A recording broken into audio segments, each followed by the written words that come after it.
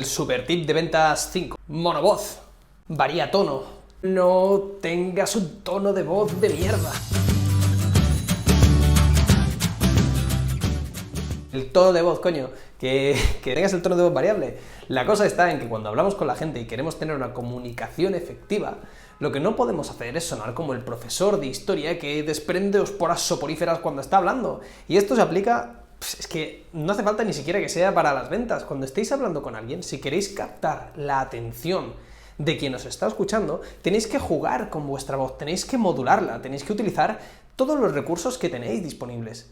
Por ejemplo, con vuestra voz, vosotros podéis jugar con el volumen, podéis jugar con el tono, si es más grave, si es un tono más agudo, también podéis jugar con el ritmo. No es lo mismo estar hablando así rápido para hacer un poco de énfasis en una cosa, que querer ser una persona que habla un poco, bueno, más distendido.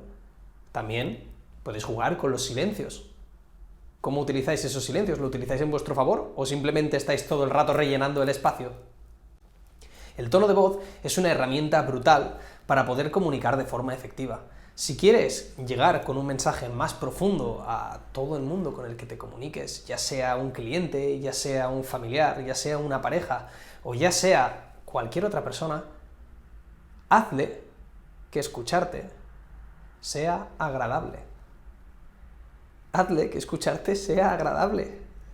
Independientemente de lo que le digas. Si le vas a decir cualquier cosa, díselo de una forma que al oído suene agradable. Es tan sencillo como eso. Entonces, ¿cómo podemos jugar con nuestro tono de voz? Yo lo que os recomiendo es que empecéis a escucharos a vosotros mismos, grabaros y descubrid cómo sonáis. Si quiero hacer una broma, tengo que utilizar un tono distinto, si no la gente no va a detectar que es una broma. Nos estamos dirigiendo a lo que es el lenguaje paraverbal. El paraverbal es como utilizo el canal comunicativo de la voz, cómo la modulo, cómo juego con los tonos, con los silencios, con las pausas. Si no te has suscrito, suscríbete. En la comunicación tenemos aquí un famoso quesito de la comunicación que nos dice esto, nos dice que de todo lo que nosotros comunicamos, solo un 7% es el lenguaje verbal, es decir, mis palabras, mi mensaje, es lo que se supone que estoy transmitiendo, es un 7% nada más. Resulta que tengo un 55% que lo reflejo con mi lenguaje corporal, y el lenguaje corporal, chicos, no cometáis el error de creer que solo es la postura del cuerpo o cómo tenga puestos los brazos, porque también lo es la expresión facial que yo utilice o lo que transmita con el cuerpo. No es lo mismo mirarte a la cara así, con cara de depredador sexual, o mirarte a la cara con una sonrisa afable. Entonces, en función de lo que yo esté experimentando, también te lo voy a transmitir. Tengo que ser consciente de lo que transmite mi cuerpo, y eso es a base de ser consciente de cómo me siento. Y eso va a reflejar lo que mi lenguaje corporal transmita. Pero luego tenemos un factor importante, que es la voz, que ocupa un 38% de todo el porcentaje comunicativo. Y mucha gente, cuando habla, no se comunica con una voz que sea agradable de escuchar. Utiliza un tono monótono, habla todo el rato igual, parece que siempre siga el mismo ritmo, bla bla bla bla bla bla. Entonces, ¿queréis hacer que vuestro discurso sea algo más divertido, más fácil de disfrutar? Pues jugar, hombre, pasároslo bien, utilizad la voz como algo que os permita disfrutar de vuestro propio discurso. Si yo te estoy explicando algo y me aburro a mí mismo, ¿cómo pretendo entretenerte a ti? Si tengo que hacer que te lo pases bien escuchándome, o en todo caso, hacerte llegar la emoción que quiero que sientas. A nivel persuasivo, esto es importantísimo. ¿Por qué? Porque las personas tomamos las decisiones por las emociones. ¿Y qué herramienta es más potente que la voz para generar emociones en las personas? Cuando alguien te está utilizando un tono más bajo, está utilizándote un tono más pausado, con un ritmo más lento y una voz más grave, da una sensación de seriedad y de profesionalidad.